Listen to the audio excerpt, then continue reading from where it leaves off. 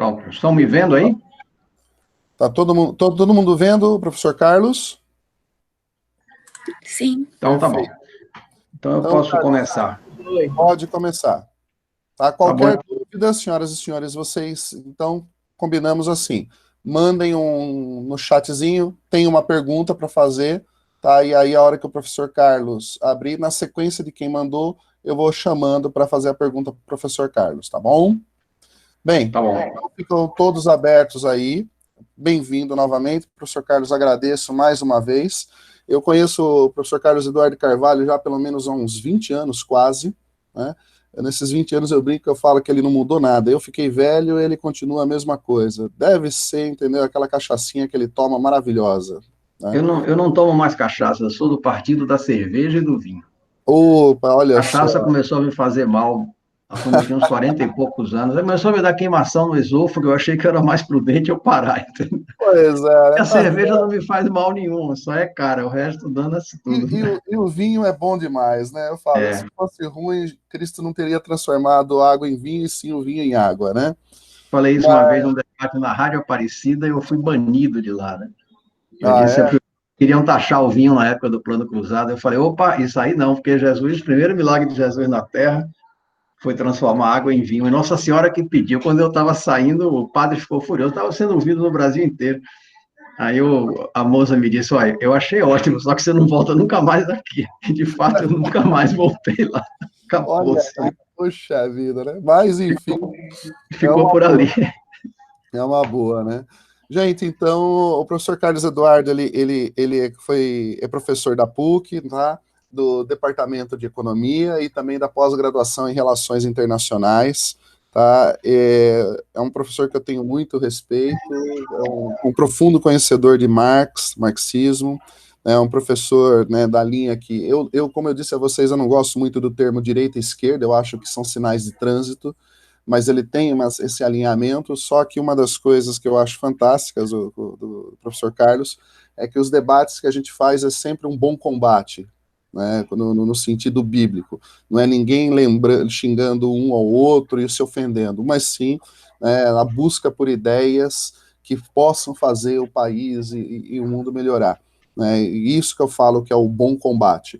Não existe verdade absoluta, nem de um lado, nem de outro, e o que é importante é a busca, sim, pela verdade. Nesse sentido, o professor Carlos Eduardo aí, para mim, entendeu, é um expoente nesse sentido. Tá? Então, mais uma vez, Carlos, obrigado por estar participando aí da palestra com meus alunos aí da USP, tá? E o show é todo seu. Bom, beleza. Essas coisas todas que o Francisco disse a meu respeito aí, vocês dão vários descontos, porque ele é um homem bem educado. Ele acha que tem que elogiar o convidado e justificar. Então, vocês dão aí um desconto de uns 50%, que eu me conheço melhor do que ele, né? Então, não é isso que eles estão falando, que ele está falando, não. Eu mandei um roteirinho para vocês, eu acho que o Francisco disponibilizou para todo mundo, porque eu sou meio lerdo com essas coisas, eu não sei se eu consigo pôr na tela, depois se eu descobrir eu ponho, mas por enquanto não precisa. Então, esse roteiro é o que eu vou apresentar para vocês. Posteriormente, se algum de vocês tiver interesse nesses assuntos, vocês me digam, eu posso mandar alguma literatura a respeito, introdutória ou literatura mais consistente em alguns pontos, porque várias coisas que estão aqui, possivelmente vocês nunca leram a respeito e não conhecem, porque são coisas que ficaram um tanto esquecidas e passadas aí, como eu disse a vocês. Essa exposição que eu vou fazer para vocês, o convite que Francisco me fez, é uma oportunidade ótima, porque eu tenho interesse em um dia escrever esse conjunto de coisas, que são reflexões que me ocupam há décadas, né, há muito tempo. Eu coloquei aí como um primeiro item desse roteiro, me apresentar a vocês, quem sou eu, de onde eu venho. Bom, eu, ao contrário do que Francisco disse, eu me considero de esquerda e acho isso muito mais relevante no mundo de hoje, mais ainda do que em outras épocas. No final da nossa discussão aqui, talvez vocês queiram saber por que eu considero que esquerda e direita são campos de ideias importantes, tem convergências, tem divergências, mas isso não é o nosso assunto. O nosso assunto aqui é a herança do marxismo, que é o que Francisco me pediu para explorar com vocês, e eu então fiz esse roteirinho que está aqui. Eu sou de esquerda, sou um ex-comunista, eu fui militante comunista na minha juventude, durante muito tempo, eu era do PCdoB, sou velho o suficiente para ter entrado no PCdoB na época da ditadura de Médici, que não é lá atrás, né?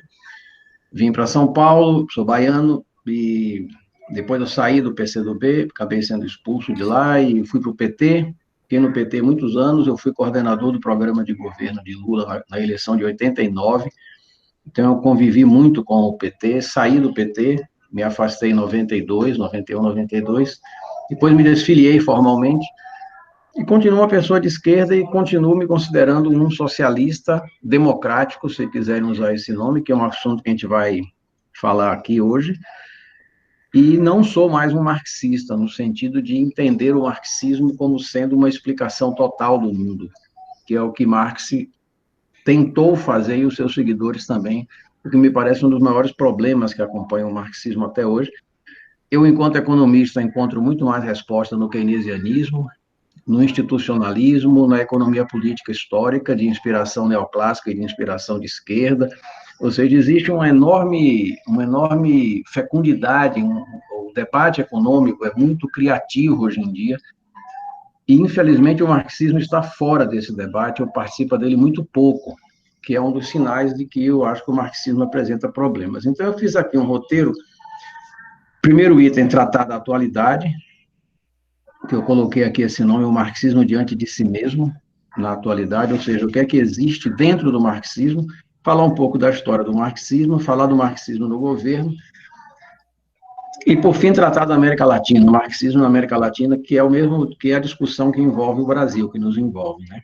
Eu coloquei esse nome na palestra Marx e o Marxismo por um exercício intelectual e político que eu convido vocês a considerar, né, a pensar nele a respeito, que a obra de Marx, usando os próprios critérios do marxismo, ela tem um contexto histórico. Estou falando talvez uma obviedade, mas algumas interpretações que me parece que são, me parece não, pareceu a muitos críticos dos marxismos e dos marxistas, apontam que Marx foi transformado num acontecimento quase religioso, fora do tempo, fora da história.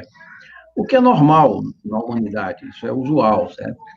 E Marx tem uma história, tem um tempo em que ele viveu, e o pensamento dele tem um tempo interno em que ele se desdobra, os impasses a que ele chegou no fim da vida, e existe uma história da herança intelectual e política dele, que é o que forma esse grande campo chamado de marxismo, ou de marxismos, ou do que se queira dar o nome, que é enorme e que tem uma história muito complexa, e que grande parte dessa história, ou quase toda ela, se faz com Marx já morto.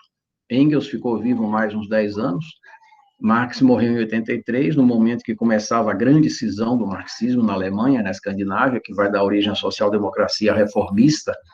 Marx já está morto, Engels tenta se meter nisso, mas no final da vida de Marx ele se dá conta da gravidade do que estava acontecendo, tenta intervir, mas ele já não tem mais tempo, e essa história, portanto, está fora da vida dele, né? E ela é muito complexa. Por isso eu falo Marx e o marxismo. Então, entrando aqui no primeiro item, né? O marxismo diante de si mesmo na atualidade. Primeiro item que eu destaquei aqui. O marxismo tal qual ele existe hoje, ele vive uma contradição muito peculiar e que poucos são os marxistas militantes que sublinham isso com a devida relevância, mas me parece importantíssimo para nós pensar isso aqui. O marxismo é uma referência inescapável, eu chamei aqui nas ciências sociais. Todas as ciências sociais têm que levar em conta que o marxismo existe, seja para criticá-lo, seja para apoiá-lo, seja para tirar dele pedaços da interpretação, isso na economia, nas demais ciências sociais, na linguística, na história, na antropologia. O problema é esta presença nas ciências sociais é algo que não era o que existia no tempo de Marx, quando ele não era ensinado nas universidades e nem considerado nas universidades. Só que na época de Marx, o pensamento marxista era parte de um movimento social poderosíssimo, que era o proletariado revolucionário, o proletariado de esquerda. Então, o marxismo, na sua origem, era parte de um movimento social. Quem discutia o marxismo, se vocês tiverem curiosidade de olhar o debate marxista da época que Marx vivia, que 1950, 60, 70, o debate sobre o marxismo se dava dentro do movimento socialista, que era um movimento operário organizado, não é que havia apenas operários, havia muitos intelectuais que participavam disso. O grande adversário de Marx em vida dele era Bakunin, que era o grande líder anarquista russo, tinha uma influência enorme na Europa Ocidental. O outro grande adversário de Marx era Proudhon, que era vivo. Os socialistas utópicos, que Marx se chamou de socialistas utópicos, né? Mas os grandes socialistas reformistas, Fourier, Saint-Simon, Roberto Owen, todos eles eram homens práticos, alguns deles eram empresários, inclusive, mas a reunião, o movimento que eles encarnavam era um movimento operário. O marxismo era um movimento social, vivo. Quando ele vai se tornando progressivamente uma referência de estudos acadêmicos, ele vai perdendo esta capacidade de ser um movimento social, em grande parte porque aconteceu aquilo que não se esperava. O proletariado revolucionário desapareceu do mundo. Aquilo com que Marx dialogava fundamentalmente não existe mais enquanto agente histórico no mundo, pelo menos desde os anos 50, desde o final da Segunda Guerra. Nós podemos dizer que a última revolução operária, revolucionária que houve na história foi o levante operário espanhol de 36. Depois disso, mesmo o final da Segunda Guerra Mundial, ela não produziu uma revolução operária. O movimento dos conselhos no norte da Itália pode dizer que é um movimento mais ou menos desse tipo, mas ele está muito misturado com a luta antifascista. Isso é um problema enorme, e isto por si mesmo dá um seminário. Por que isso aconteceu? Mas efetivamente acabou ocorrendo dentro do movimento operário algo que não estava nas previsões de Marx. E este é um problema complicadíssimo para o marxismo. Se um de vocês tiver curiosidade de ler, se é que não já leram, um dos livros mais importantes de Marx, pela influência que teve, que é o Manifesto de 1848, vejam bem, este pequeno livro, é um manifesto, ele foi escrito quando o pensamento marxista ainda não tinha se estruturado, as grandes obras econômicas de Marx ainda não tinham sido escritas, elas vêm na sequência. Vem a crítica da economia política, o Capital, vem depois. Marx tinha 30 anos de idade, em 48. Mas Marx aponta ali duas soluções para o capitalismo que não se verificaram. Solução uma, ou o proletariado revolucionário tomaria o poder e haveria o socialismo, ou o mundo afundaria na barbárie. E não foi isso que ocorreu, porque as sociedades de hoje são muito menos bárbaras do que elas foram, e a Alemanha de 1880, 90 desmentia isto, na medida em que havia o avanço, e etc. E tal. Isso é uma controvérsia enorme também. Bom, segundo problema a que eu estou colocando aqui no item 1, as dificuldades internas do marxismo enquanto teoria econômica.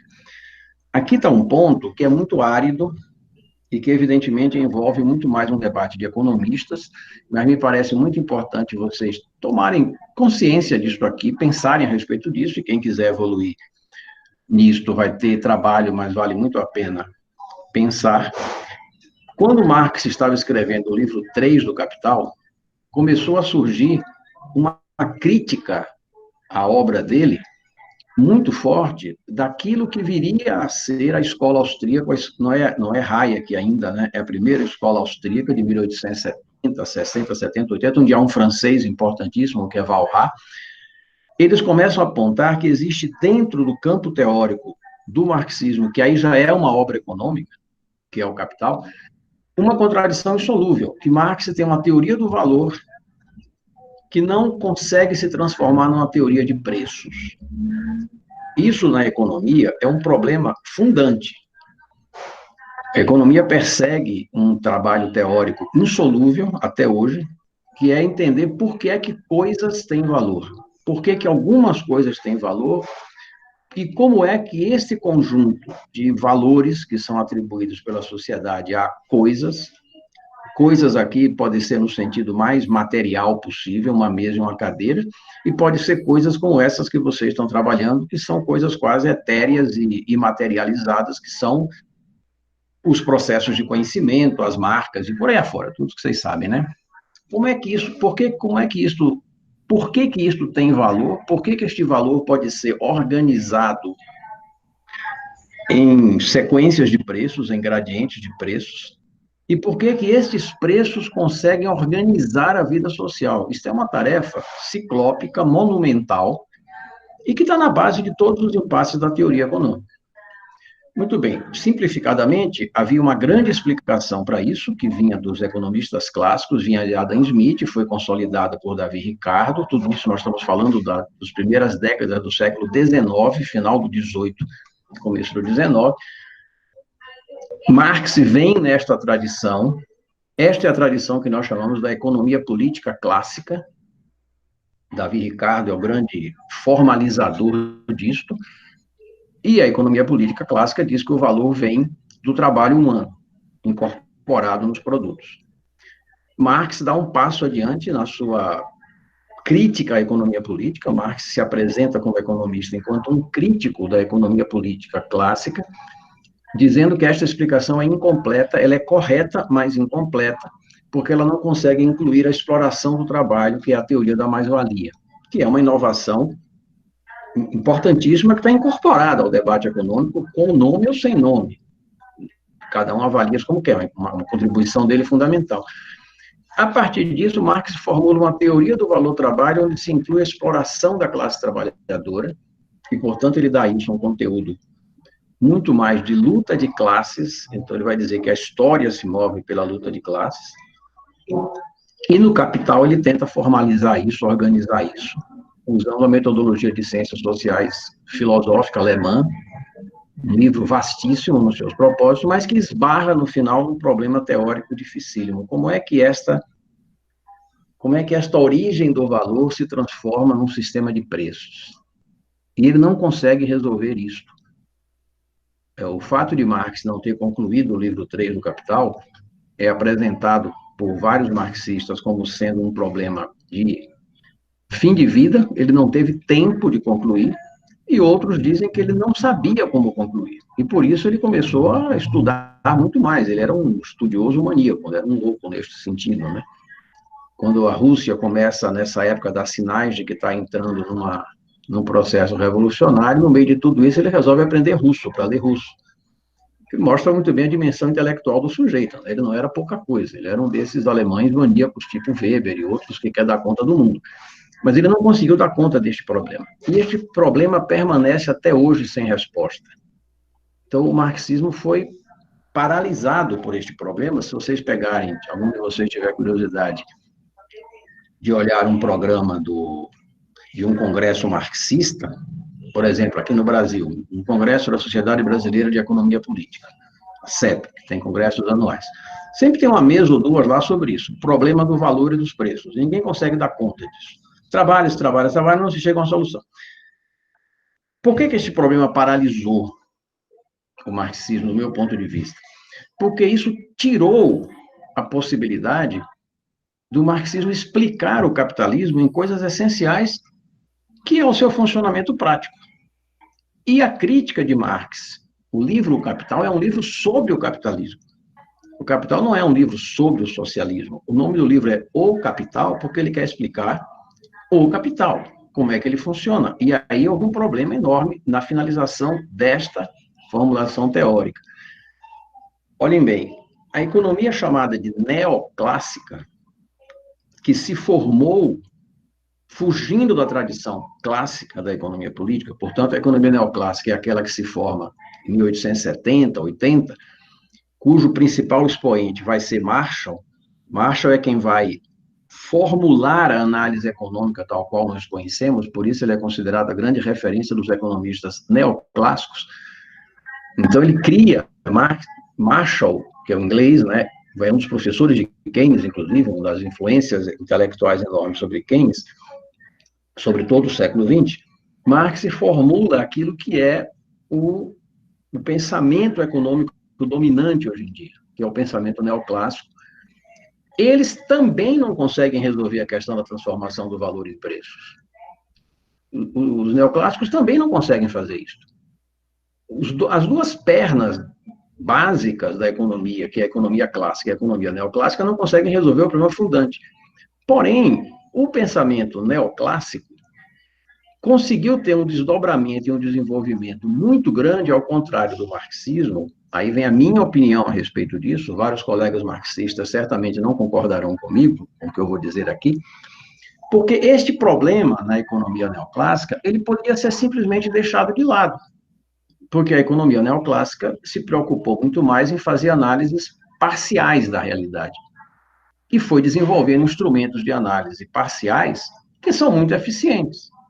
A economia neoclássica não consegue saber qual é a origem dos preços com relação ao valor atribuído, mas ela consegue formular uma teoria dos preços dos hortifruti granjeiros em São Paulo no contexto da pandemia da Covid. Ela tem instrumentos para isso, ela tem instrumentos para analisar por que o mercado de trabalho funciona assim ou assado. As áreas da economia neoclássica menos ortodoxas e menos dogmáticas começaram a incorporar coisas do marxismo, começaram a incorporar coisas de outras correntes, das outras ciências sociais.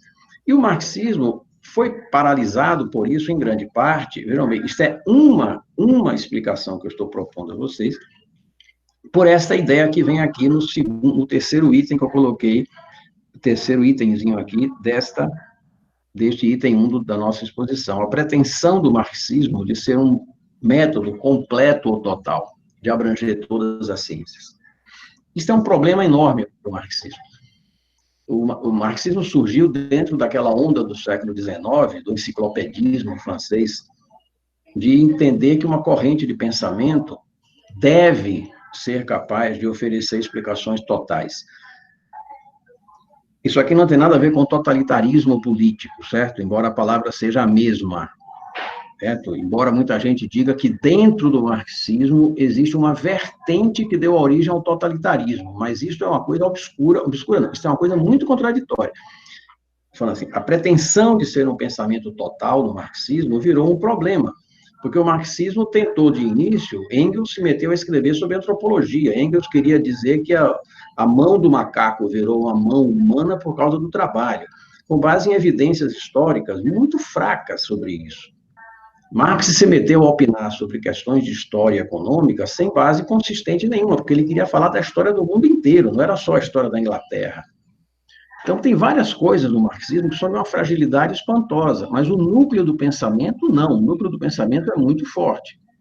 Várias coisas onde ele entrou eram fragilíssimas.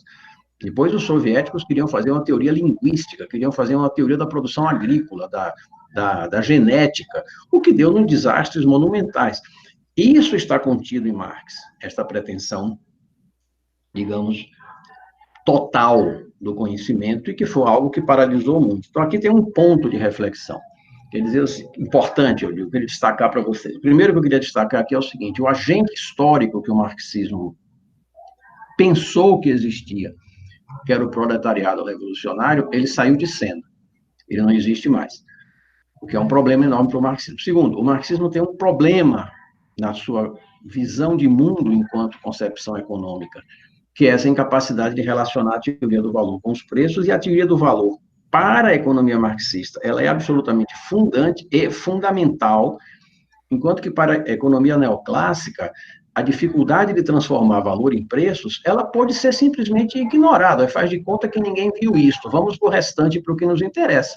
O que dá uma vitalidade enorme, não oferece nenhuma explicação total das coisas, mas oferece explicações parciais, e por isso facilita muito que seja adotada como método de análise. Na sequência aqui do nosso item 1, aqui está um dos problemas que talvez seja, para mim, é um dos mais complexos para o marxismo e não resolvido. O marxismo não consegue oferecer nenhuma explicação. Eu estou sendo, talvez, exagerado ao dizer isto, certo? Eu estou dizendo assim, o marxismo não consegue oferecer nenhuma explicação consistente para a principal experiência histórica que se formou inspirada nele, que é aquilo que eu chamo, aqui nesse texto que eu mandei para vocês, dos socialismos bolcheviques. Certo? Vou usar esse nome, especialmente a União Soviética, evidentemente, mas é também a China de hoje e outras experiências horrorosas que aconteceram, como o Camboja, do Pol Pot lá, e essa coisa da Coreia do Norte que ninguém sabe o que é. O marxismo não consegue dizer que sociedades são essas. E este é um problema terrível. certo? O que foi, afinal de contas, a União Soviética permanece como um enigma para todas as ciências sociais. Aquilo não era capitalismo, porque ali não havia mercado, não havia classe capitalista, não havia concorrência por meio de moeda, não havia nem moeda. Portanto, você não pode chamar aquilo de capitalismo. Ao mesmo tempo, você não pode dizer que aquilo era socialismo, porque era uma tirania absurda, um sistema desprovido completamente de poder político da sociedade, um dos regimes terroristas e totalitários piores que a história conheceu. Eu costumo dizer que nunca houve, até aquele momento da história, nunca tinha existido uma sociedade em que os trabalhadores fossem submetidos a uma exploração tão bestial quanto aquela, tão violenta e tão truculenta. Então, é uma coisa pavorosa o que foi a União Soviética desde a sua origem, não é porque foi Stalin, certo? Isso é desde a formação. Lenin começou a massacrar a gente em 1918. Certo? É uma coisa atávica, inerente ao sistema. E isso era dito explicitamente por Lenin, não é invenção Trotsky. Trotsky mandou fuzilar os marinheiros sublevados em Kronstadt em 1921, mandou fuzilar todo mundo, ainda usou a expressão abatam-nos como pombos. Essa é a tradução em português que se fez da frase terrível que ele pronunciou na época como comandante do Exército Vermelho. Aquilo ali é um negócio que ninguém conseguiu entender até hoje. E vejam bem, era um negócio que funcionou. Aquilo derrotou a Alemanha nazista. Portanto, não era desordem. A derrota alemã, que agora completa 75 anos, né? Completou agora em maio, 75 anos da rendição alemã de maio de 45, há poucos dias atrás, a Alemanha foi derrotada na Batalha de Moscou pela força militar soviética e pelo avanço tecnológico. Os tanques soviéticos eram melhores que os tanques alemães, os aviões soviéticos eram melhores que os aviões alemães. Reparem que isso é de uma atualidade espantosa, porque a China é isso hoje em dia.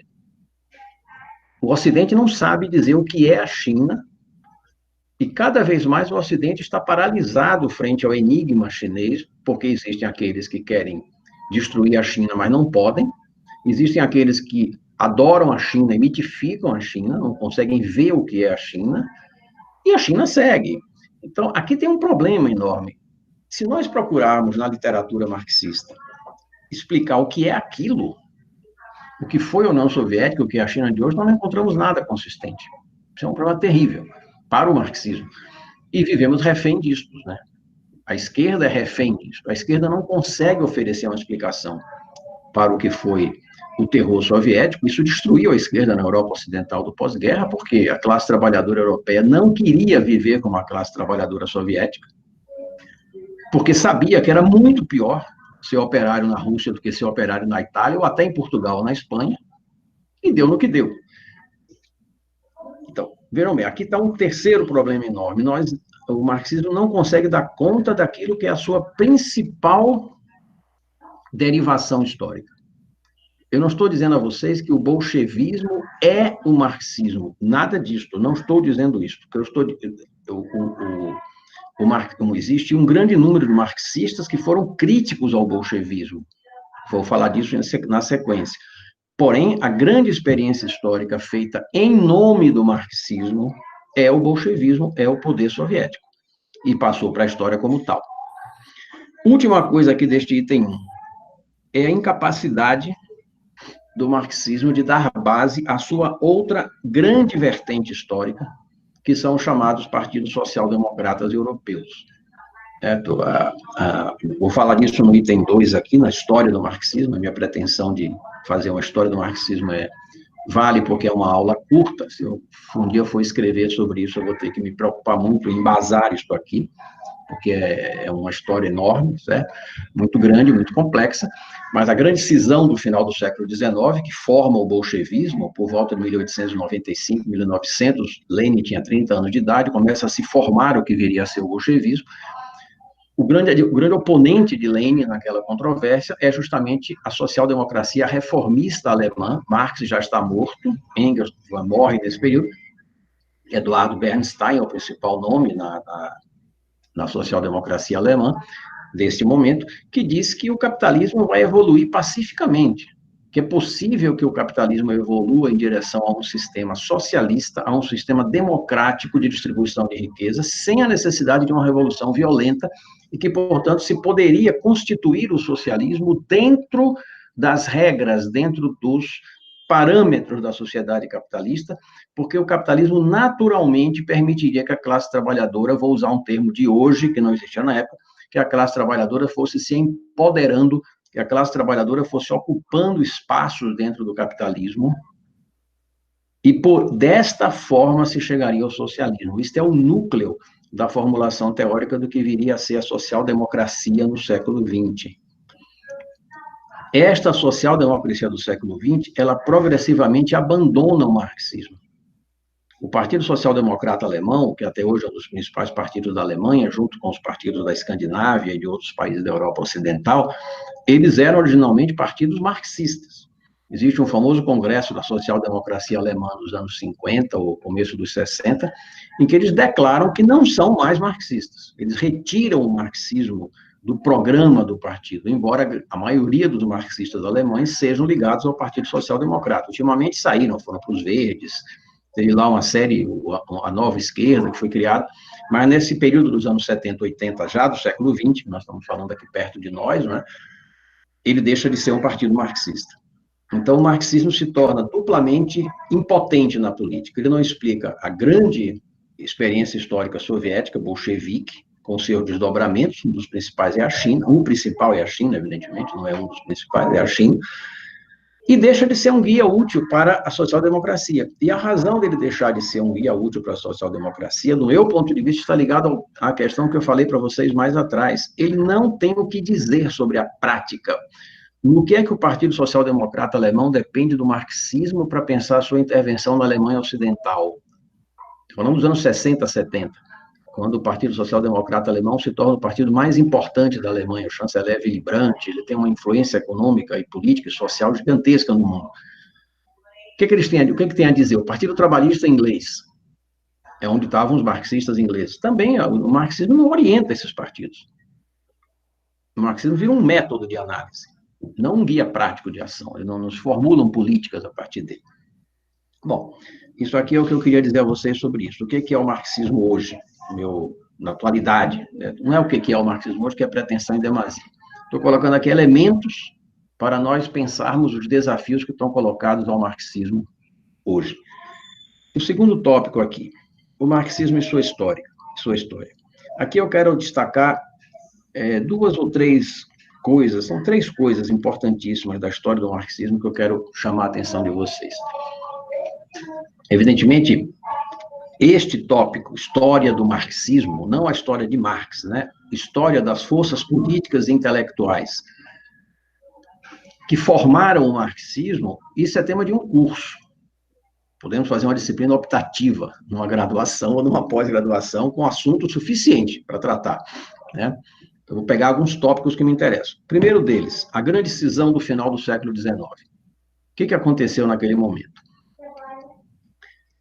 Marx, na vida dele, é preciso chamar a atenção disso, Marx é um ser histórico, obviamente. Marx foi contemporâneo de transformações no capitalismo que ele não percebeu. Isso é a minha visão e de vários autores, eu gosto dessa interpretação. Em 1848, quando Marx escreve o Manifesto, é uma situação revolucionária na Europa inteira. O Manifesto foi escrito por ele, encomendado pela Liga dos Comunistas. Primeira vez que Marx se apresenta como comunista. A Liga dos Comunistas era um movimento alemão, francês, socialista, que pede um manifesto para eles. E Marx escreve. E no manifesto, Marx prevê a revolução em escala mundial, com a famosa frase: proletariados do mundo, univos. Vocês não têm nada a perder a não ser as suas cadeias, as suas algemas, as cadeias no sentido das amarras, né, do capital. Exatamente naquele momento, alguns meses antes de Marx terminar o manifesto, a classe operária inglesa havia conquistado a redução da jornada de trabalho para 10 horas, que era uma luta de 30 anos na Inglaterra.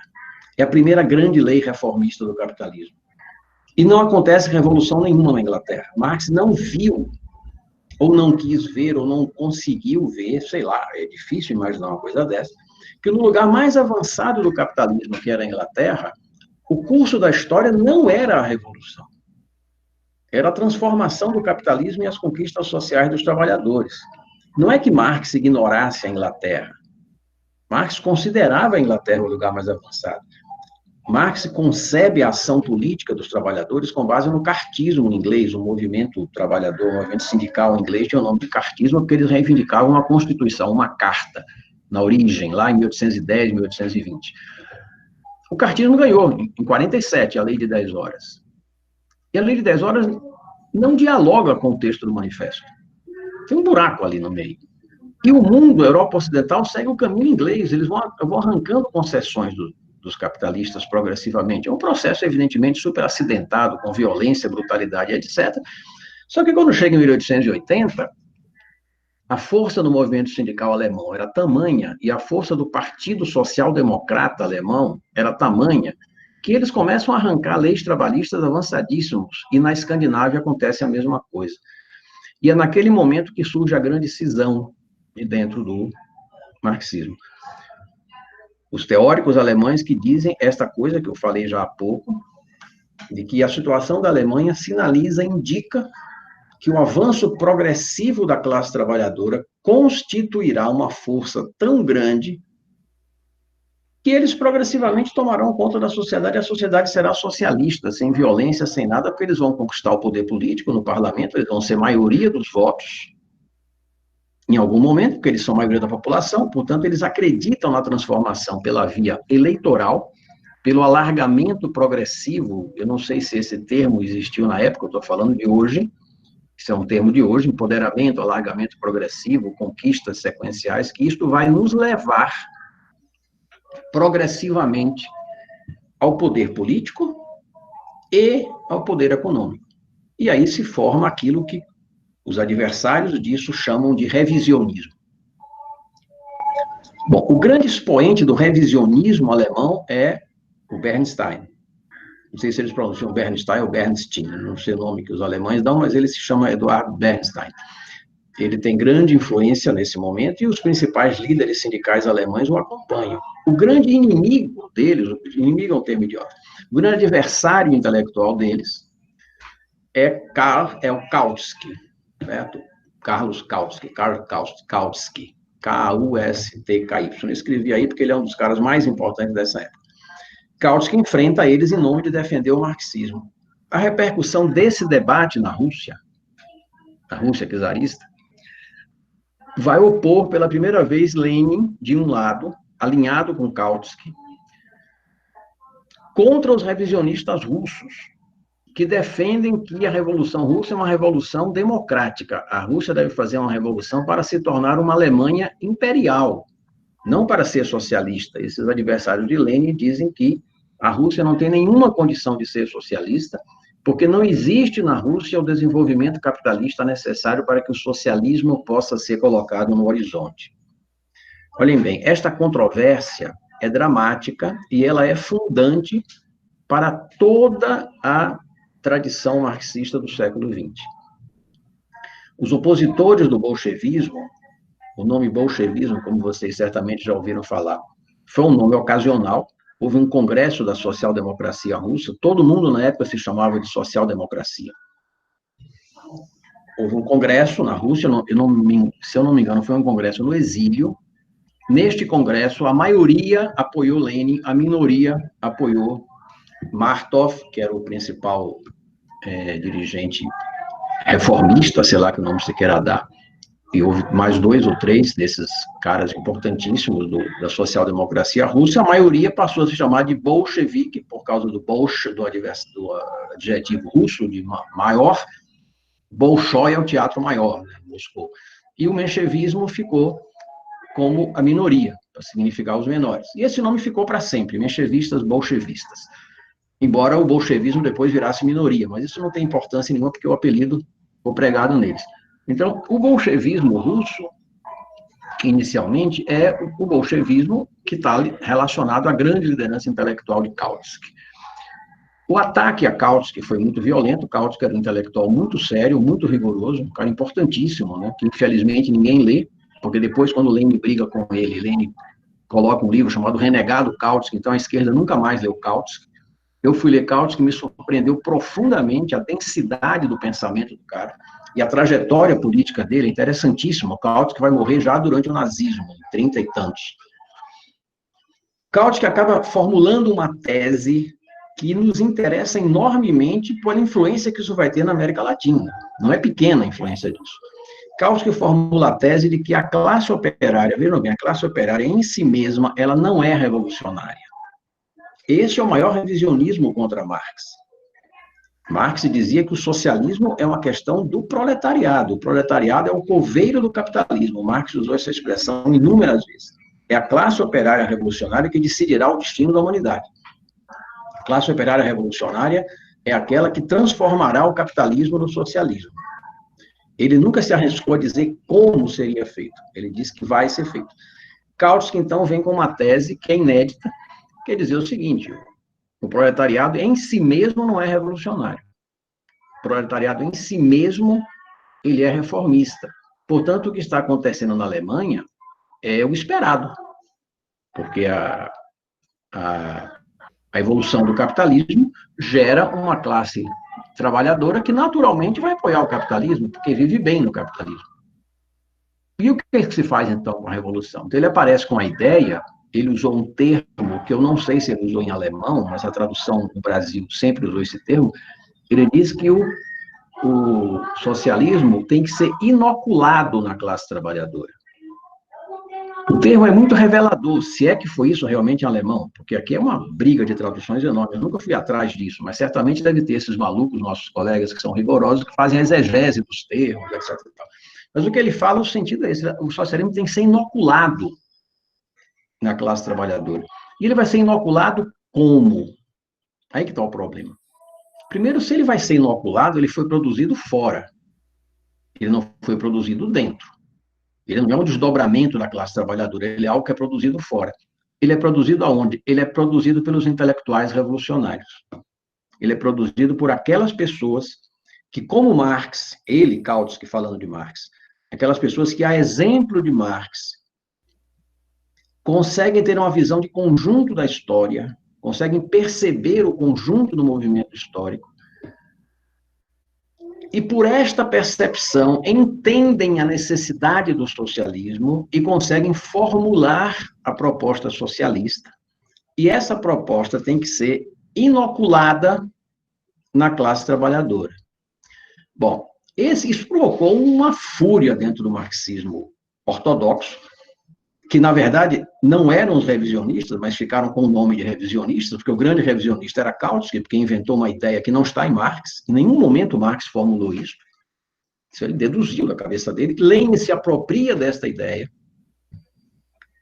e junta isso com as condições do que acontecia com a social-democracia na Rússia, e esta é a gênese do bolchevismo. A gênese intelectual do bolchevismo é esta formulação de Kautsky, que Lenin transforma na teoria do Partido Revolucionário.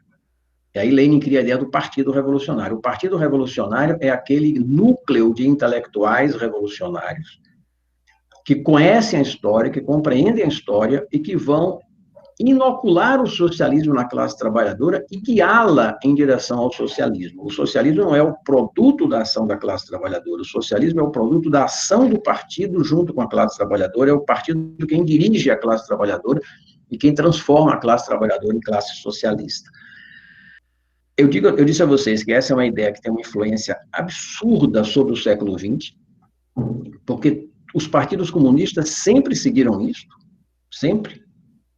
A esquerda da América Latina, a herança cubana da América Latina está profundamente envolvida com isso, e nós vamos chegar em delírios malucos como foi o Camboja, em que o partido do Camboja, lá, não sei que nome tinha aquilo, lá, com o Pol Pot, não sei mais quem, eles decidem que a única maneira de fazer o Camboja se tornar revolucionário é levar todo mundo de volta para o campo, porque a cidade é um núcleo de corrupção burguesa, e eles praticam um dos maiores genocídios da história, né? Eles matam 1 ou 2 milhões de pessoas num país de 20 milhões de habitantes, levando todo mundo para o interior, uma fome monumental, uma tragédia horrorosa, uma coisa pavorosa, certo? E que eu entendo, eu posso estar sendo profundamente injusto. Isso é uma derivação maluca. Evidentemente, o que aconteceu no Camboja é coisa de loucos, né, de psicopatas, Mas é uma derivação desta ideia de que se a classe trabalhadora não quer ser revolucionária, o partido a obrigará a ser. Porque a única forma da classe trabalhadora ser revolucionária é se o partido obrigá-la. E aí também está a origem do terrorismo dos anos 70, na Itália e outros lugares. Já que a classe trabalhadora, o partido do cara que estava preso aqui no Brasil, me sumiu agora o nome dele, o grupo que fez aqueles atentados todos na Itália, que deu origem à condenação dele, era proletariados armados pelo socialismo. O que significa uma coisa dessa? Nem ele era proletário, nem... É um grupo de pessoas que se considera capaz de inocular no socialismo, na classe trabalhadora, esse tipo de vírus revolucionário, para usar essa expressão. Não sei se Kautsky falou em vírus, não tenho a menor ideia, mas essa foi a maneira como no século XX se apresentou a tradução do inoculamento. Este problema é uma das grandes cisões da história do marxismo que marca o século XX inteiro. Vocês sabem que, a partir daí, os antigos partidos social-democratas continuam na Segunda Internacional, a Primeira Internacional, que é a Associação Internacional dos Trabalhadores, cujo hino é a Internacional, que vocês já ouviram, certamente. Faz uns 5 ou 6 anos atrás, estava andando pela Avenida Paulista num sábado à noite, e tinha um sujeito lá, meio mendigo, meio hippie, meio intelectual, meio alguma coisa familiar para nós, com um acordeão, estava tocando a Internacional. Fiquei comovido, achei uma coisa belíssima. Depois ele começou a tocar jazz também. O hino internacional vem daí, a Associação Internacional dos Trabalhadores, que estavam os anarquistas e os comunistas, e os socialistas, né, os marxistas e os anarquistas juntos. Brigaram, separaram, formou-se a Internacional Socialista, que passou a ser chamada de Segunda Internacional, que existiu ao longo do século XX, e depois, com a cisão da Revolução Russa, formou-se a Terceira Internacional, que é a Internacional Comunista, e Trotsky tentou criar a Quarta Internacional, que nunca virou nada muito relevante, mas é onde estavam os trotskistas, todos não, grande parte dos trotskistas alinhados. Então, essa é a primeira grande cisão do marxismo. Segunda grande cisão do marxismo, a migração da revolução para as periferias. Este é um problema muito mais contemporâneo para nós. Lenin percebeu, no final da vida dele, 21, 22, que não ia ter revolução proletária na Europa. A derrota da Revolução Alemã de 19, derrota sangrenta, né? A destruição da República Soviética Húngara, a República Soviética da Bavária também foi derrotada, a Revolução na França não avançou, surge o fascismo na Itália, e Lenin, então, começa a dizer o seguinte, olha, a revolução vai ocorrer na periferia, porque é a parte fraca do capitalismo. Só que a periferia é camponesa, não é industrial. E aí surge um enorme problema. O que significa uma revolução socialista num país onde o capitalismo é incipiente, ou num país onde a classe operária é pequeníssima, ou num país onde nem sequer existe classe operária, tal qual nós conhecemos? Então, o marxismo vai se transformando numa teoria da revolução dos países pobres, dos países atrasados, da periferia do capitalismo, e ele se junta a um enorme movimento camponês, poderosíssimo, revolucionário em vários lugares do mundo, que é a origem do comunismo chinês. Certo? O comunismo chinês surge como um comunismo urbano. O Partido Comunista Chinês é um partido de operários urbanos, que era uma coisa pequeníssima dentro da China. Uma coisa minoritária, residual. Havia isso em Xangai, pouquinho, em mais uma ou duas cidades. A grande questão chinesa era a questão camponesa. Revoluções, insurreições, guerras. E aí Mao Zedong, ou Mao Tse-tung, como se traduzia no passado, tem uma polêmica enorme sobre como se traduzir nomes chineses, que ganhou grande atualidade agora, mas parece que a tradução mais correta é Mao Zedong, que eu também não sei como é que pronuncia. Ele vem com a tese de que a revolução será feita pelo campo cercando a cidade. É a revolução camponesa que obriga a cidade a virar socialista. Esta é a segunda grande cisão. E a terceira grande cisão é a que nós estamos vivendo hoje. O marxismo acadêmico e uma parte das pessoas que se dizem marxistas se transformaram em formuladores de uma teoria contra a modernidade. Reparem que isto é algo de que eu falo com menos segurança, não tenho tanta segurança nas outras coisas, certo?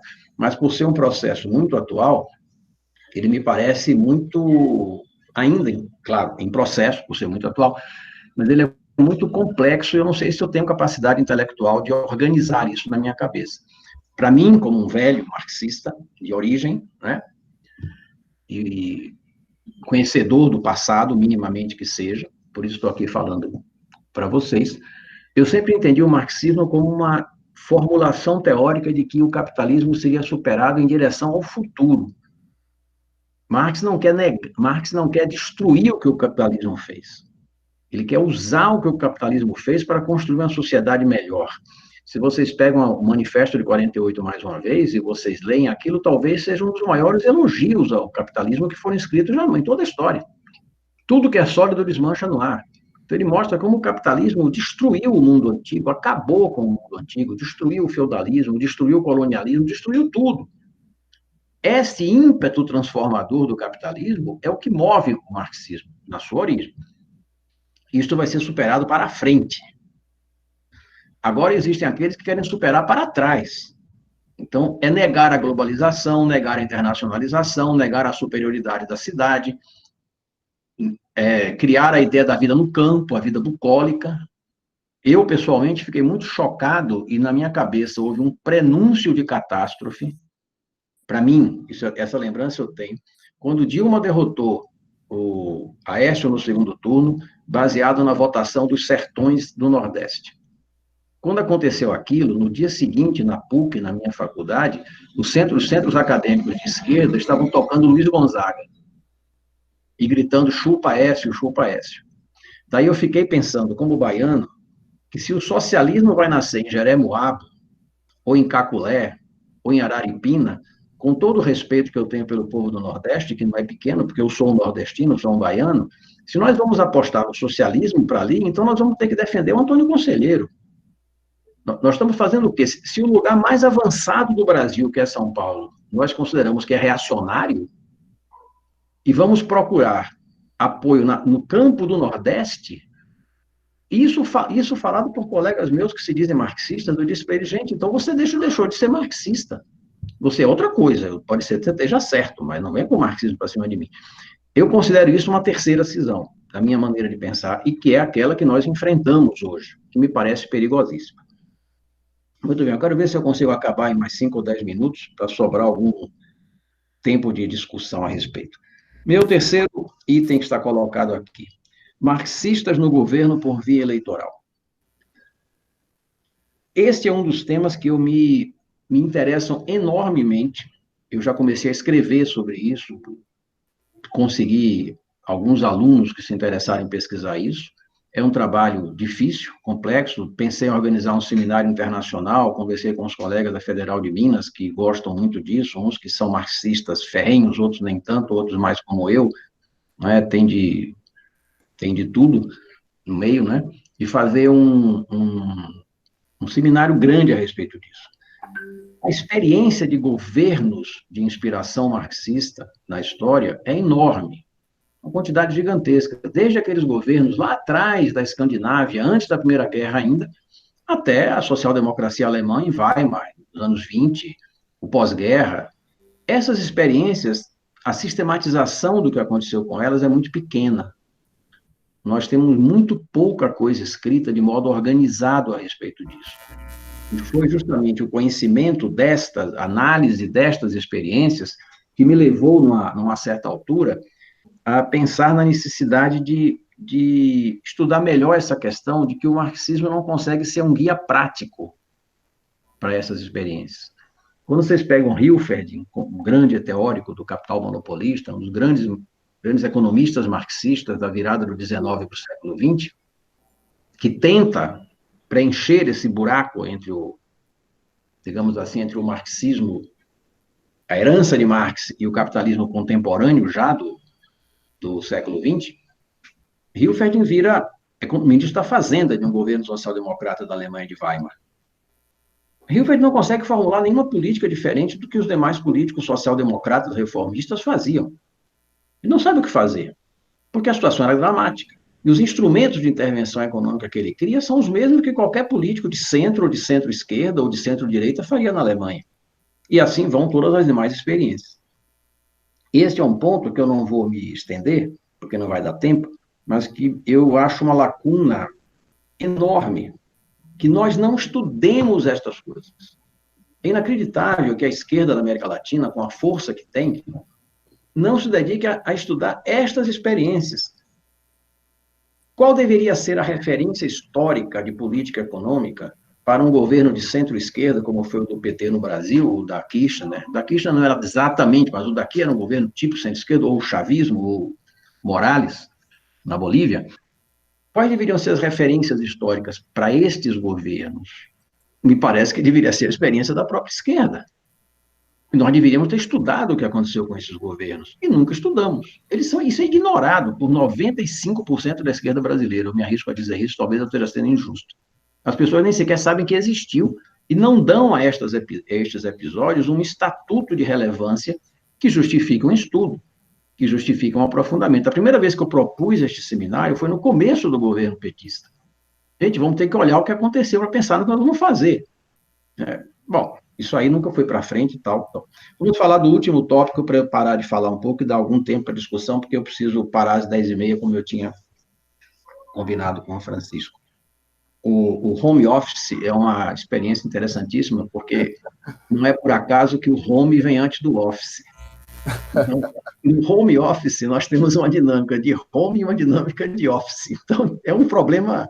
Agora, eu estou com uma dificuldade para dar aula na PUC, né, por computador. Minha mulher dá aula no Mackenzie, na FAP, por computador, e a minha filha tem lives da escola e precisa de um computador. E nós temos dois, são 3 pessoas. Então, tem que acertar os horários de todo mundo. A briga tá feia. Hã? A briga tá feia. Mas acaba se acomodando, só que eu gosto sempre de respeitar o horário, porque eu gosto da modernidade, então a única solução possível é horário, né? Com certeza. Eu costumo dizer que no dia que no Brasil todo mundo respeitar o horário, terá acontecido algo tão grave no Brasil que eu acho melhor a gente pensar em ir embora, entendeu? Deve ter havido algum cataclisma, né? Então, não tem problema. Mas vamos lá. O último item aqui que eu coloquei para vocês, América Latina.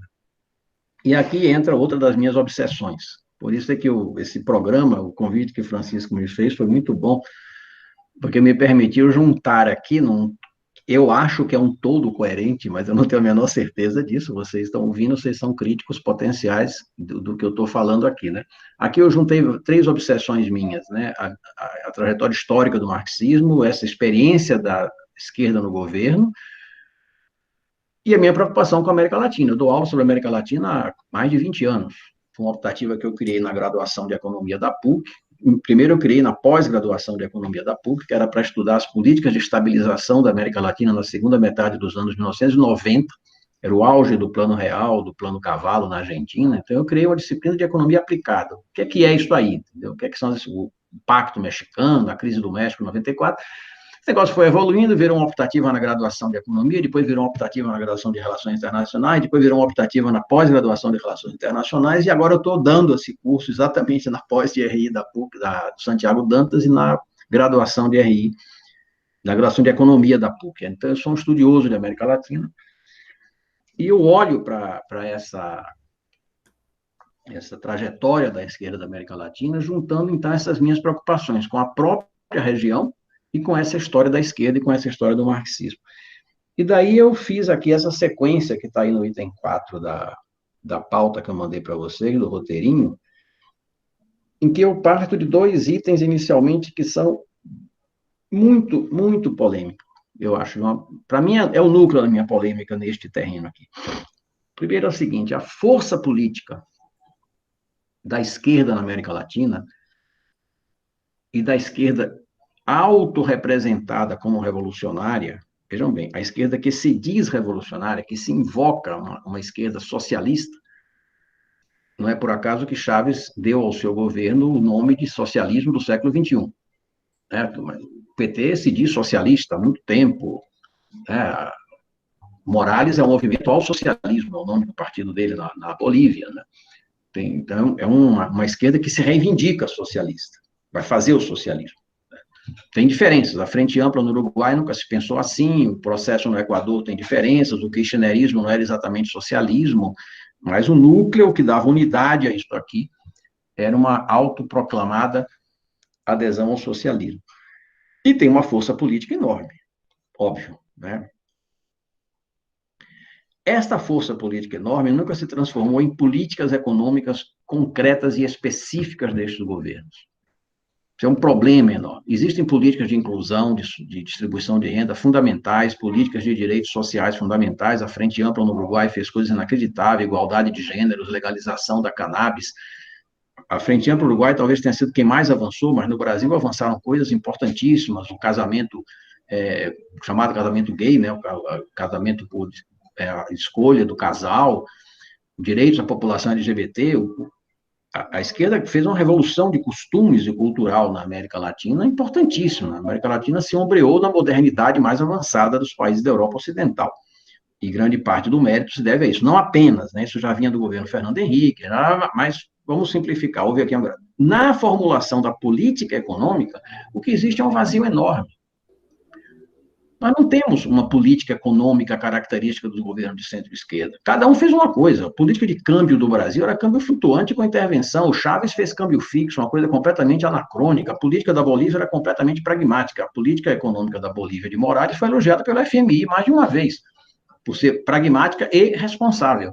E o presidente do Banco Central da Bolívia se dizia um guevarista. No gabinete do presidente do Banco Central da Bolívia estava um retrato de Marx e um retrato de Che Guevara, e ele fazia uma política elogiada pelo FMI. Tá bom que nós somos países divertidos, né? Mas tem limites, né? Ele estava certo. Eu gosto da política que o cara fez na Bolívia. Grande parte do sucesso de Evo Morales vem dessa política que ele fez. A política de Chávez é uma política suicida. E a política do PT era errática. Cada hora ia para um lado no Brasil. Então, assim, ó, nós temos uma força política enorme e baixíssima capacidade de formulação de política econômica. Este é um problema enorme do nosso métier aqui dentro, e que nos deixou numa situação muito difícil no embate político, no embate intelectual, no embate ideológico dentro daqui. Segundo item que eu coloquei aqui na parte 4. A maneira como a nossa esquerda apreendeu o passado, estudou o passado, ela é muito ruim, muito negativa. Eu não apenas me refiro àquilo que eu disse a vocês há pouco, que nós nunca estudamos as grandes experiências da esquerda no poder por via eleitoral, não tiramos daí lições, nem sequer quisemos aprender. As pessoas não sabem nada. Perguntar a qualquer historiador marxista, Tarso Genro e outros tantos, o que foi a política econômica da Frente Popular Francesa de 1935, que é um dos acontecimentos mais importantes do Entre Guerras. Por que a Frente Popular, em 1936, se elegeu e virou o curso da política europeia, foi a última esperança de conter o nazismo, e ela teve uma derrocada econômica? Por que isso aconteceu? Você não encontra isso em lugar nenhum. Foi um problema de câmbio, um problema de política fiscal, um problema de investimento, isso não é uma misérias do capitalismo, que não foram enfrentadas de uma maneira coerente, né, vamos chamar assim. Isso não é estudado. Agora, no nosso caso, tem coisas mais graves. As nossas experiências de esquerda também nós nunca estudamos. A grande experiência de esquerda no poder por via eleitoral da América Latina é o governo da Unidade Popular do Chile, o governo do presidente Salvador Allende, que foi eleito em 70, governou de 71 a 73, com aquele golpe sangrento fascista ou criptofascista de Pinochet, massacre, né, em setembro de 73. É uma experiência riquíssima. Eu nunca vi ninguém da esquerda brasileira fazer qualquer referência àquilo, a não ser para dizer que Allende foi assassinado. Tá bom, isso todo mundo já sabe, a catástrofe. Mas o que aconteceu? Qual foi a política de câmbio do governo Allende? O que o governo Allende fez com a taxa de juros? Coisas comezinhas, né? Mas que são o dia a dia do capitalismo. Então, isso não é estudado, certo? Bom, vou pular para o último item dessa sequência que está aqui. Eu estava falando, olha, isso tem a ver com as origens da esquerda da América Latina. Aqui nós nunca tivemos uma tradição social-democrata, nós viemos direto do anarquismo e do caudilismo para dentro da Terceira Internacional, né, as inquietações isoladas, etc. e tal. A influência da Revolução Cubana, que eu acho que foi péssima, a influência ideológica da Revolução Cubana na esquerda da América Latina foi um desastre, porque aquela maluquice, desculpem o termo, aquela coisa do leninismo, do vírus que é introduzido na classe trabalhadora, foi transformado numa coluna guerrilheira. Um grupo de guerrilheiros consegue reverter a percepção da sociedade sobre si mesma, né? Eu pessoalmente considero um desvairamento. Eu fiz parte disso. E eu costumo dizer que nós estávamos loucos. Nós estávamos loucos. Ali era um caso de loucura. Nós não estávamos vendo a realidade de uma maneira coerente. Isso um dia eu quero escrever a minha experiência pessoal de tudo isso, que me marcou profundamente. Eu nunca cheguei a pegar em armas porque eu não tinha idade suficiente, mas estava no caminho. Né? Foi uma questão de tempo, né? Do meu ponto de vista, do que aconteceu comigo. Última indagação que eu coloquei aqui, a última linha do meu roteiro. Por que no Brasil e na América Latina não se forma uma esquerda reformista de estilo europeu? Aqui tem uma provocação que eu faço aos meus amigos de esquerda que eu gosto muito. O historiador Eric Hobsbawm, que é de enorme difusão no Brasil e em outros países da América Latina, tem muita gente que adora o Hobsbawm, gosta imensamente dele, e é um historiador importantíssimo. Hobsbawm teria declarado, já no fim da vida, poucos anos atrás, que ele gostava de vir à América Latina porque aqui era o único lugar onde havia uma esquerda como a do século XIX, como a do século XX. Essa frase foi transformada por alguns das lideranças intelectuais de esquerda como sendo um enorme elogio que o Hobsbawm teria feito a nós. E outros disseram, não, ele está nos esculhambando. Ele está dizendo que nós somos peça de um museu. Eu fui atrás da frase, e eu só consegui descobrir essa frase em uma entrevista que ele deu a um jornal, a uma publicação da Universidade do Rio dos Sinos, do Rio Grande do Sul. Eu não me lembro o nome da publicação, é muito boa, uma publicação de esquerda, bem radical de esquerda. Muito, muito, muito consistente, vale muito a pena ler. Entrevistaram o Hobsbawm, a frase está lá. Só que do jeito que a entrevista está feita, a gente não sabe se é um elogio ou uma esculhambação, uma puxada de orelha enorme. Vocês vão se modernizar, tem que sair do museu. Mas ele tem razão. Aqui, realmente, o nosso pensamento, eu fico olhando os cartazes pregados na PUC, nas paredes, só fala dos década de 1920, Trotsky, não sei o quê, Bakunin. Essa trajetória toda do século XX não nos ocupa. A minha pergunta para encerrar, por que isso acontece aqui? Então, eu volto para um tema que é um tema de toda a sociologia latino-americana e brasileira em particular. São as ideias atrasadas que reforçam o nosso atraso, ou é o nosso atraso que reforça as ideias atrasadas? Pode parecer um joguinho de palavras, mas tem a ver com aquela grande divergência do final do século XIX. O nosso capitalismo nunca foi inclusivo. O nosso capitalismo sempre produziu misérias e horrores. O nosso capitalismo produziu cidades que são caóticas. A base social da sociedade é muito ruim e é muito atrasada. E a liderança também é atrasada. Ou é o contrário, é a nossa incapacidade de pensar a modernidade. Aí eu estou me referindo ao PT, que tinha força suficiente para modernizar o país e não conseguiu. Não conseguiu porque o país resiste, é o que o PT diz. Não conseguiu porque ele tem ideias também atrasadas, é o que os críticos dizem, pela direita e pela esquerda. E aí a gente volta para o impasse, que é onde eu me encontro atualmente. Eu não sei a resposta, e fiz essa exposição aqui para passar para vocês as minhas perplexidades. Falei mais do que pretendia, mas para um baiano isso é quase inerente à origem, né? Então, não sei como conter. Quiserem usar o tempo para alguma discussão, eu imagino que haja questões, né? Mas não sei. Com certeza. Carlos, obrigado aí. Foi fantástico aí a sua visão histórica, tá, do marxismo. Antes de abrir a palavra, eu vou dar a participação dos alunos e fazerem perguntas. Hoje você já é um keynesiano, né? Você mesmo se diz, né? Que uma linha mais keynesiana. Só queria que você falasse em poucas palavras aí como é que você migrou para o keynesianismo. E que se for ver hoje em dia, né, as políticas nós estamos vendo nesse Covid todas keynesianas, são todas keynesianas, praticamente, tirando aí as loucuras. Isso seria interessante aí, só para você falar uma pequena explanação, se for possível. Olha, eu posso fazer isso, é um desafio de síntese, mas como é que eu migrei por estudar a economia brasileira. O keynesianismo me dá respostas. A economia brasileira é a economia mundial.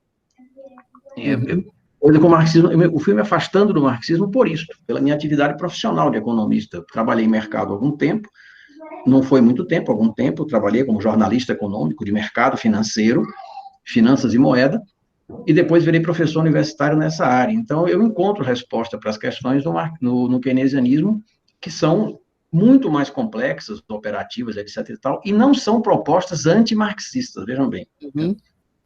Eu gosto de dizer assim, eu atualmente tenho três referências intelectuais importantíssimas na área de economia que eu sigo, três campos intelectuais. Eu me sinto muito mais keynesiano do que qualquer outra coisa, porque eu trabalho com moeda e finanças, e me parece que aí dentro está o núcleo das questões.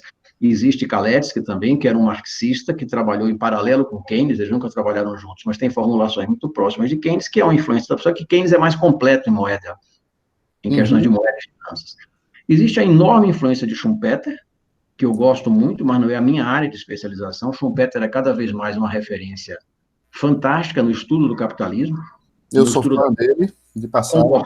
da concorrência, do estudo da relação entre moeda e indústria na Schumpeter abriu uma área de conhecimento em tecnologia que é absolutamente fascinante e muito fecunda, né? Você tem desdobramentos enormes disso aí, né? Não é minha área, mas eu gosto imensamente. Schumpeter, ao contrário de Keynes, dialogou muito com Marx. Vejam bem, Schumpeter escreveu criticando Marx, elogiando Marx. Keynes nunca falou de Marx. A única referência de Keynes a Marx é uma nota de rodapé. Ele odiava o marxismo e odiava o socialismo e odiava a União Soviética. Certo? Keynes fala que a União Soviética é o horror do mundo. Né? Ele esteve lá como conselheiro do governo bolchevique em 1924, talvez, 25, uma coisa assim.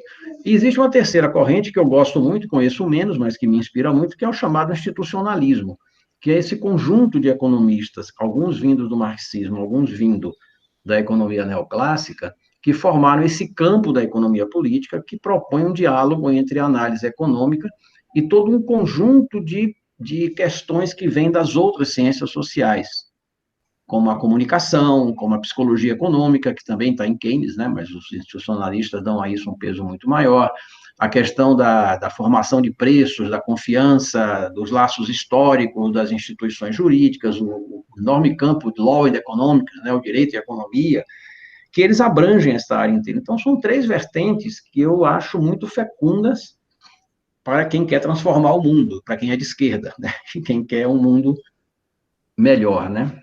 Isso, perfeito. Isso é um prodígio de síntese, com cheio de imperfeições. Com certeza, né? Que é uma das coisas que a gente fala, né? Eu lembrei que você falou aí do keynesianismo, eu lembrei do Alvin Hansen, né? Que foi pesquisador norte-americano, que ele falava, né? Que talvez a análise keynesiana leve ao socialismo, ou é um meio, né? De salvar o capitalismo e o individualismo, né? Ele Eu colocava acho isso. que a formulação é muito boa, eu tinha esquecido disso, é verdade, né? Alvin Hansen coloca isso, né? Que é interessante, porque quando você olha nos textos de Keynes, né, os primeiros, ele mesmo fala, né, na própria evolução do capitalismo, né? Claro que como na época ele coloca isso de uma forma um pouco ofensiva, né? Que ele fala que os homens aí vai evoluir e que o capitalismo vai evoluir e que a classe trabalhadora ficará mais à vontade como as mulheres, uma coisa assim. Eu lembro desse texto. Eu falei, pô, se fosse hoje, ele seria morto, né? Literalmente. Mas é bem interessante. Seria criticado com razão, né? Com certeza, com certeza. Eu tenho várias perguntas, mas eu vou dar a palavra agora aos alunos se eles querem perguntar alguma coisa. Pessoal, fiquem à vontade para perguntar, um de cada vez, por favor. Pode chamar no microfone.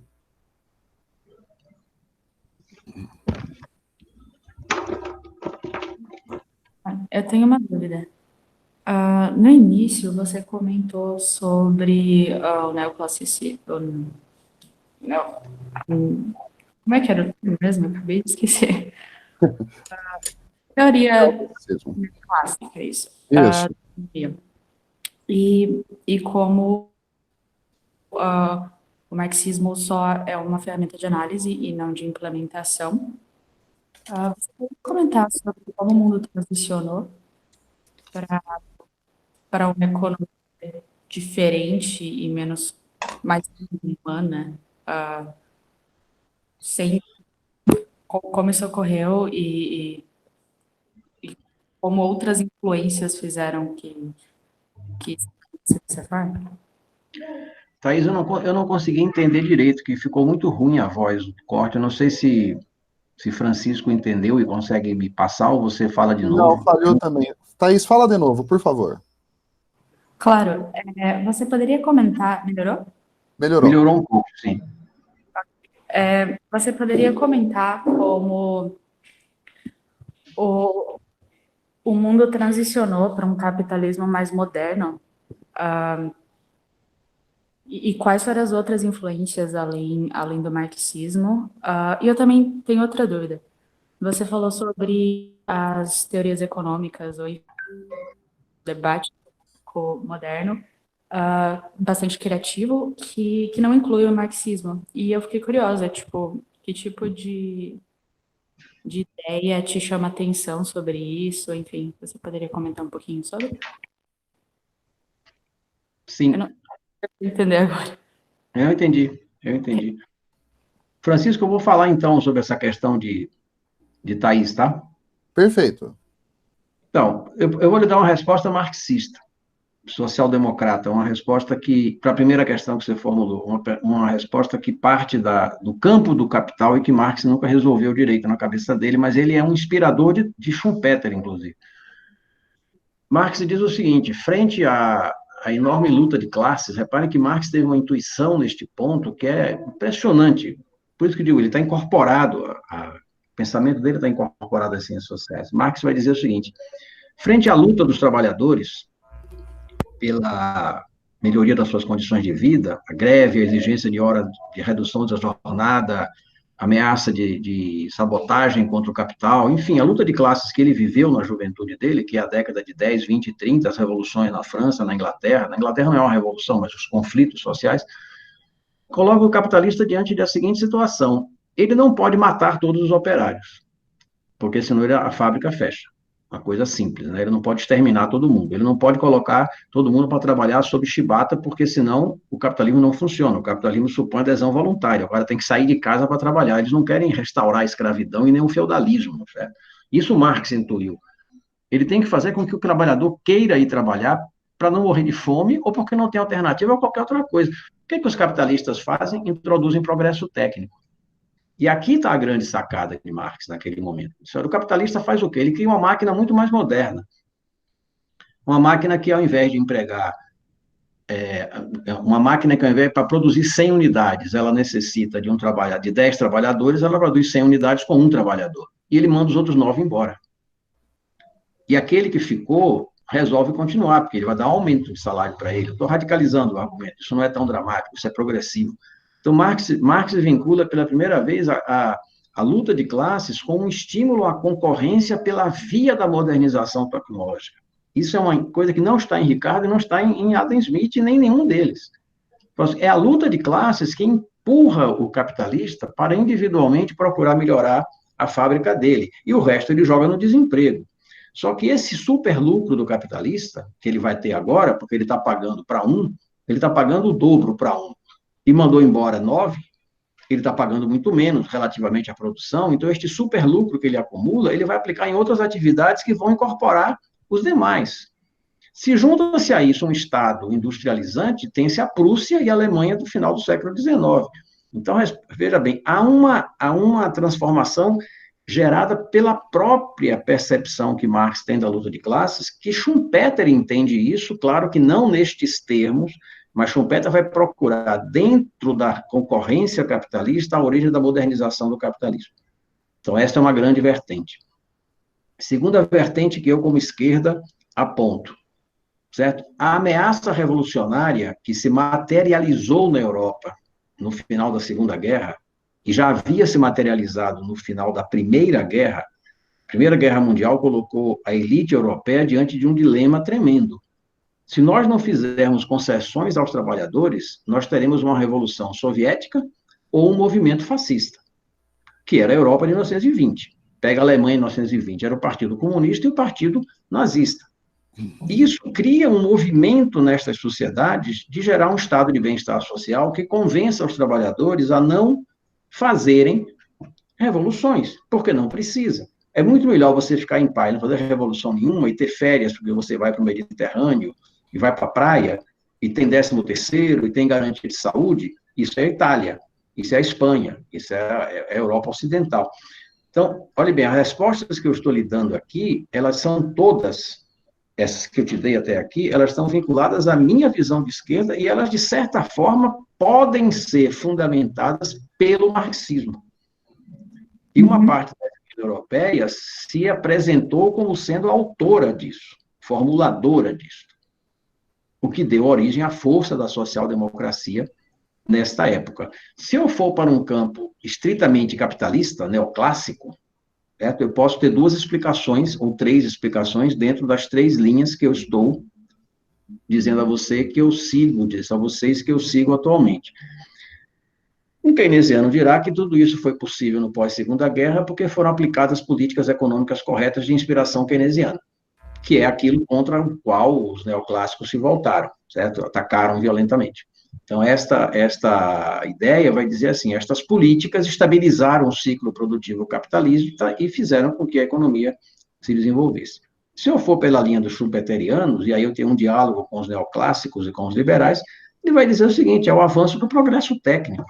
O avanço da tecnologia e do progresso técnico melhorou enormemente as condições de vida das pessoas. A forma como se dá este avanço e este progresso técnico coloca Schumpeter e alguns marxistas de um lado e os liberais neoclássicos de outro, porque vão dizer quais são os mecanismos, é uma controvérsia enorme da economia, interessantíssima, que se você tiver interesse, certamente Francisco tem como lhe dar as dicas de leitura, e são muito vastas, que podem ser pesquisadas, e é interessantíssimo.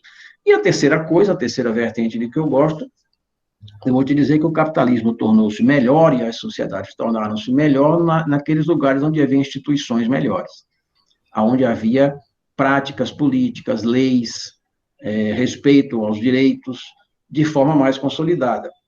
Esta institucionalidade mais avançada das sociedades capitalistas prósperas seria, nesta linha de pensamento, a chave explicativa de por que os dois primeiros processos deram um resultado tão positivo em países como a Europa Ocidental, Estados Unidos, Japão, Coreia, países muito diferentes entre si, e não deram aqui, por exemplo, nos nossos países aqui.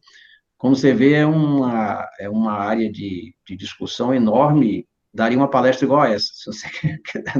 É um assunto que não tem fim. Perfeito. Eu acho que eu vou ficar devendo as demais questões. Não, perfeito. Já em respeito ao horário aí, tá, eu gostaria de agradecer demais, Carlos, pela participação. Gostaria de estender esse convite, talvez, para mais uma palestra, se você quiser, mais para frente. Tá? Agora eu vou começar com eles, né, a disciplina de macroeconomia. Então eu vou entrar um pouco aí agora na teoria keynesiana com eles, né? Então vou entrar aí em todos os modelos keynesianos. Ótimo. E falar um pouquinho aí também, abordando um pouco também de Hayek, a escola austríaca. Isso vai dar uma visão para eles, né? Eles são uma turminha que teve microeconomia, então a gente falou um pouquinho de micro, né? Toda a teoria fundamental aí de microeconomia. E mais para frente agora eu quero ver, depois de terminar essa parte, talvez aí, quem sabe, a gente possa fazer mais um debate. Podemos pensar nisso sim, inclusive sobre esses temas especificamente da esquerda, que é um assunto que eu já estudei mais, como eu disse a vocês. Se alguém tiver interesse específico em alguma coisa dessas, quiser me mandar manda para você, pergunta a você e tal, porque eu posso mandar referência de leitura, né, sobre isso, que pode ajudar, entendeu? Que é o que eu tenho, né? Não, claro, Carlos, eu acho fantástico você fazer isso, porque, como te falei, você mesmo disse que eu sou de esquerda, apesar de eu dizer que não, mas é importantíssimo, né, a gente se referenciar aí em literatura de peso, né, para formar a própria opinião. Eu falo para eles isso direto em sala de aula, vocês não são obrigados a acreditar no que eu falo, mas vocês têm que ler para formar o seu juízo de valor, e a partir daí a gente entra no debate. Né? Então tá bom, então é isso, muito obrigado pela atenção de vocês, e depois se houver comentários, outros você me manda, Francisco. Perfeito então, Carlos. Comentários, reclamações, protestos, desde que feitos sem violência, eu estou de acordo. Com certeza, Carlos. Tá, eu agradeço demais aí novamente a participação, tá, Legal. pessoal? Vocês estão livres também, né? Na semana que vem a gente já começa a nossa aula, tá? Então terminamos por aqui hoje. Tá? Muito obrigado. Eu vou disponibilizar para todo mundo, tá, Carlos? Para você também o vídeo, eu vou mandar para vocês, para a minha turminha vai estar no Moodle, tá? Para vocês acompanharem aí e fazerem uma revisão, tá bom? Carlos, muito obrigado novamente. Foi um prazer ter a sua participação. Foi ótimo. Tá? Uma boa semana aí para você. Para vocês todos. Obrigado pela atenção de todos. Obrigado pelo convite. Até mais. Obrigado, Carlos. Até mais. Tchau. Obrigada. Tchau, tchau. Tchau.